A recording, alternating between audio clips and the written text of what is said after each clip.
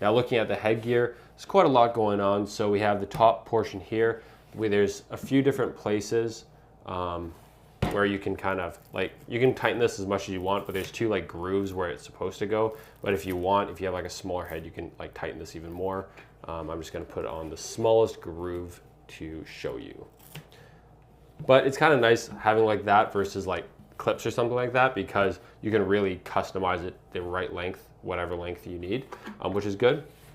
The side, we got this kind of stretchy material headgear on the front with these two Velcro on the top and the bottom, and obviously the same on the other side.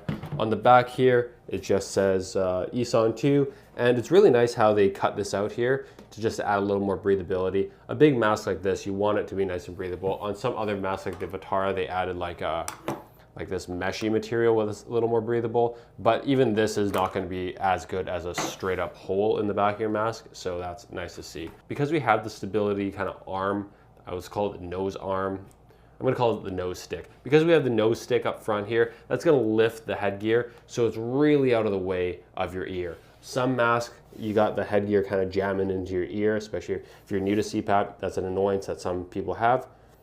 This clearly doesn't have it. You could fit a small condominium complex between the band and the ear, so that's nice to see. So to take off the mask, we can loosen the straps, or because it's stretchy, we can actually just pull and kind of like, I guess, pull it like that.